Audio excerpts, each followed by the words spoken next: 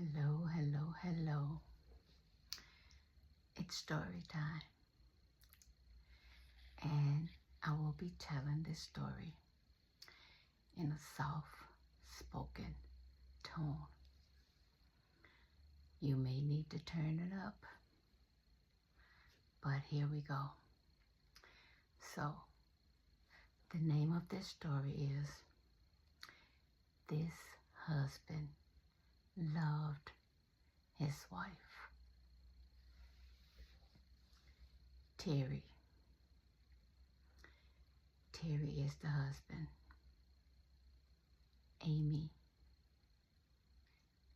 Amy is the wife. So I want to start by telling you a little bit about Amy. Amy was raised in foster care, family to family, family to family. So as she got older, she suffered with fear of being abandoned. Okay, we're gonna put that out there. Okay, Amy survived. She got grown as she became an adult. Amy got married at an early age. Again, she's suffering from abandonment. She's looking for love. She's looking for security. Okay, the first marriage, it didn't work. Although her husband loved her, he couldn't take this issue she had. She was kind of taking it out on him. It was like she felt she had to leave before he left. So she would be confrontational, and she didn't trust him. Always throwing stuff out there as if he was wrong and that he was going to leave her. Now, Amy had a daughter in her first marriage. Loved her daughter. Absolutely adored her daughter. This was hers. Amy had something of her own. You couldn't take it. It was hers. She loved her daughter. Now the first marriage didn't work. So Amy was on her own with her daughter, which she was fine with that. Amy got married again. And because she loved her daughter so much, and she felt that she had something of her own, she wanted another child. She and her second husband gotten pregnant. She had another daughter. She was in awe with her second daughter. Now she's feeling, I got two, something of my own. Guaranteed it's not going anywhere. It guaranteed that abandoned feeling she have, she's secure with her daughters. The second marriage, same issue. She just feel like, you're gonna leave, so leave. Everybody else left her. You're gonna leave. But her daughters, they're not going anywhere. She can shower all the love she have on her daughters. And that's what she did. Now, years went by. It was just Amy and her daughters. Amy went to school, became a nurse, so she was able to take care of her and her daughters and live, a pretty good life. During the time, I want to say her daughters was maybe 6 and 8. Yeah, at this time, when she met Terry.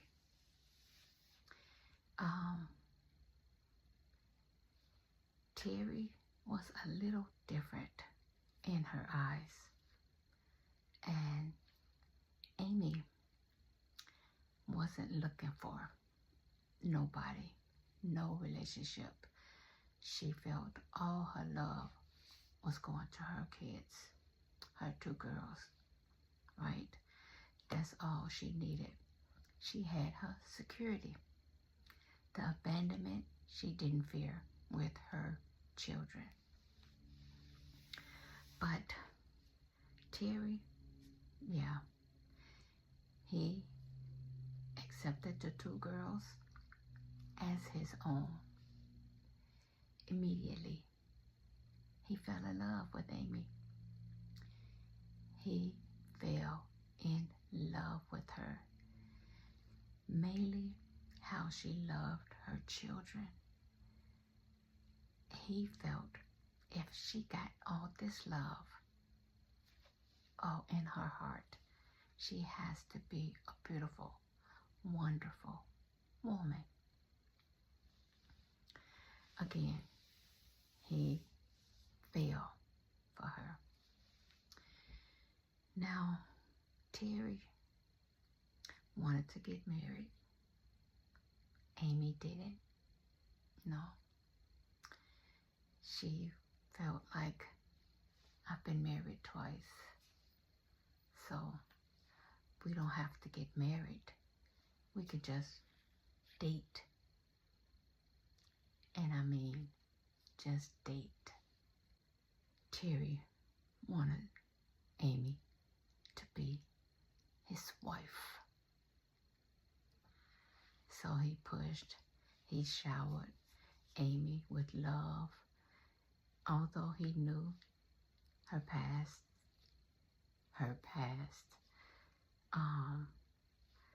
of that abandonment feeling. He tried so hard to show her he's there, to prove to her he's there, constantly telling her how much he loves her. He feared losing her. He feared that she wouldn't give him her whole heart as he given her. So again, Amy saw him a little different. Like maybe he understands exactly what I was feeling, So she agreed to get married the 3rd time. And Amy gotten pregnant. Oh, wow. She was excited. 3.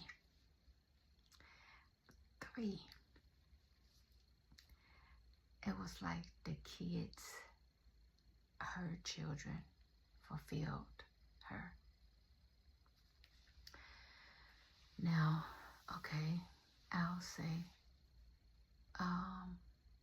in the 4th month of the pregnancy, Amy miscarried. And all those feelings came back. She feared of feeling abandoned. She lost a child. And this child was a boy. So of course, Terry was hurt too. Yes, Terry was hurt.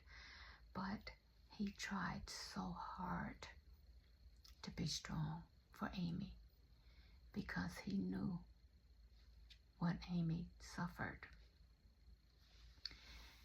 In Amy's eyes, she felt that he didn't feel the same way she felt about the loss of their child. Amy kind of shut down. Yeah, she shut down. That loss set her back tremendously. Now, to cope, Amy started drinking and drinking. Everything she did to function, she had to have a drink with it to get her through the day, to cook for the family, to go to work, to take care of her girls. She had to have a drink. And the drink was so she wouldn't think about the loss. She was trying to bury it mainly so she wouldn't feel that setback. She did love her husband, so she didn't want to end the marriage, but she still felt like he didn't understand what she was feeling. Now, all this drinking, of course, it caused problems. Amy became a semi-functional alcoholic. She started neglecting the kids. She was forgetting things because it gotten to where she wasn't drinking just to get stuff done. She was drinking so she could feel numb. So she drank and she drank. So Terry suggested she tried to get some help for that. He used to hide the bottles, throw them out, pull the liquor out, but she would go and get more. There was times Amy get the kids up for school, get ready to take them to school. They in the car, right? So Amy pulls up to the school, open the door to let her girls out, and the girls are still at home. Amy never got the girls out the house. Amy got the girls ready, or the girls got themselves ready. And Amy got in the car because she needed a drink. Her plan was to drop the girls off and go get her a drink. She gets to school, opened the door. The kids are still at home. Kind of like a red flag, a semi-wake up. So her mind was replaying her husband speaking to her, you need some help, you need some help. Another time, goes to the store to get her some liquor, and she takes the girls with her, pay for her drink, and leave out the store and leave the girls there. Took off, get home. She go in and pour herself a drink.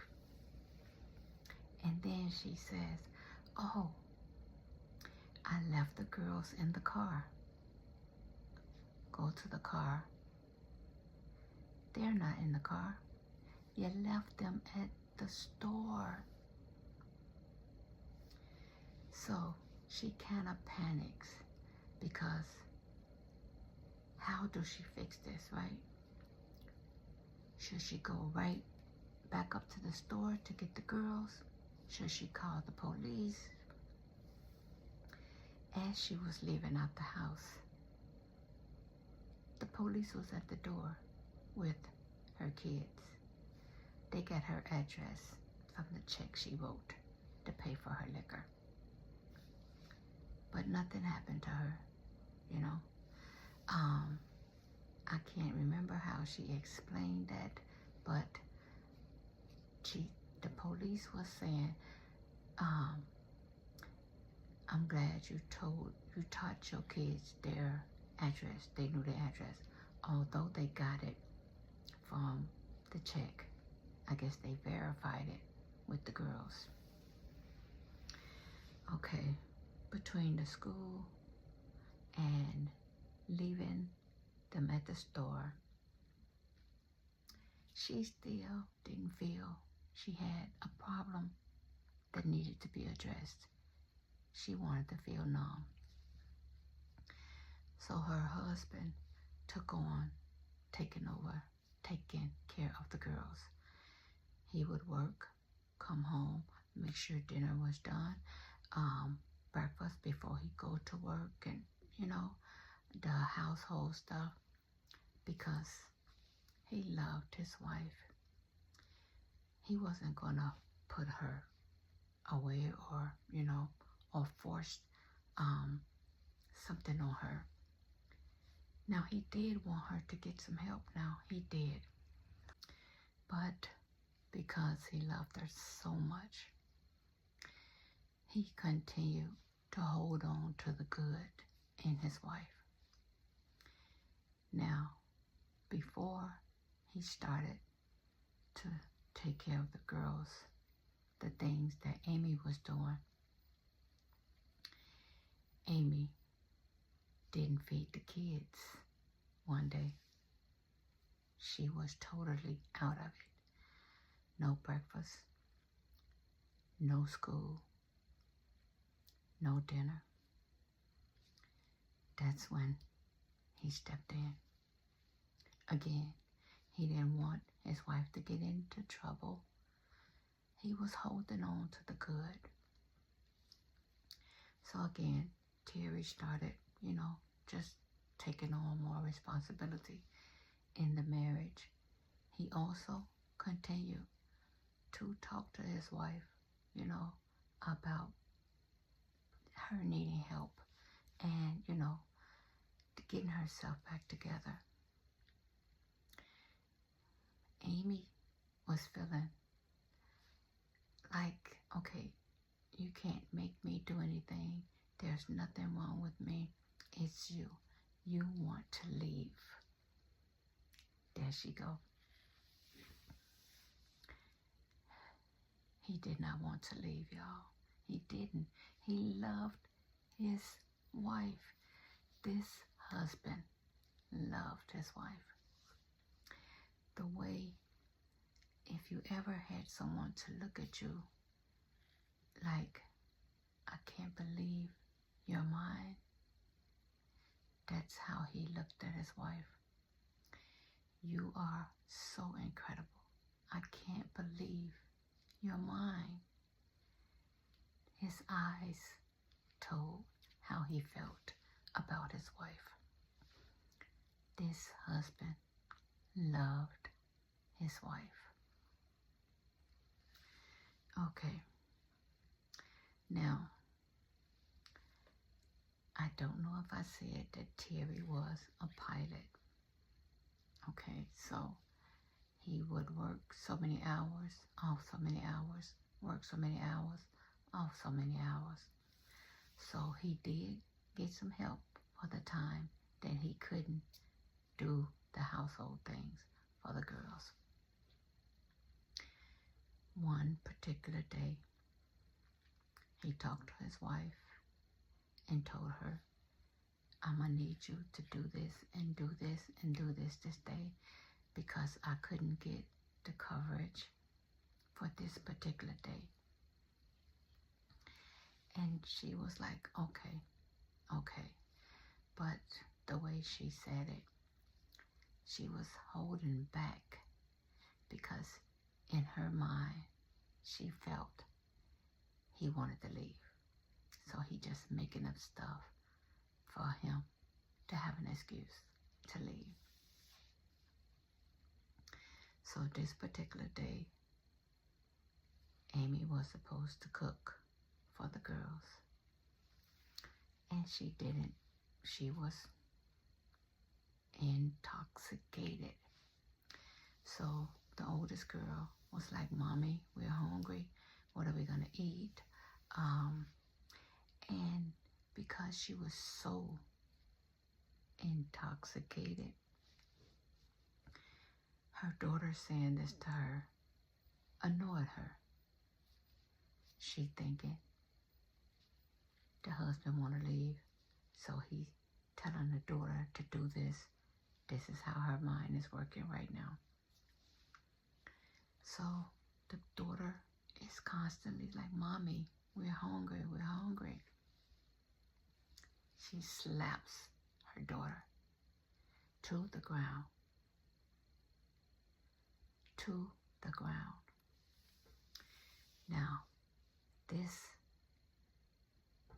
was Amy's wake up. She never hit her kids, never have hit her kids, never even really raised her voice. Amy loved her girls, but the loss of her son took something out of her. It just kind of destroyed her to live life. So she told her husband what she did. And she told her husband that she was going to get some help. She also told her husband he had to leave because she couldn't do this with him there. Now she was feeling like he was overprotective. He was like kind of handicapping her. She blamed him for letting this go on so long. If you wouldn't have did this, I would have stepped up. But you sheltered me. You comforted me. You made me think this was okay. This how her mind was working. Terry was crushed. Absolutely crushed. So what Terry did, he took on more shifts at work just to try to move on, or at least give Amy some space to get herself together. He had a conversation with the girls and told them that he would be leaving.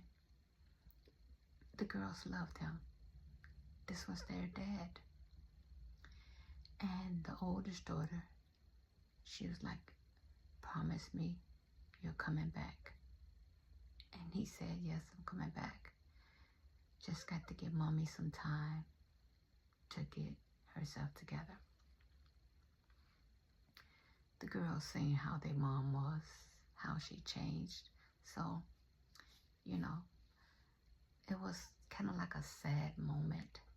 You know, they hugged, the girls hugged their dad. He cried. And, you know, he prayed that everything would be okay without him being there.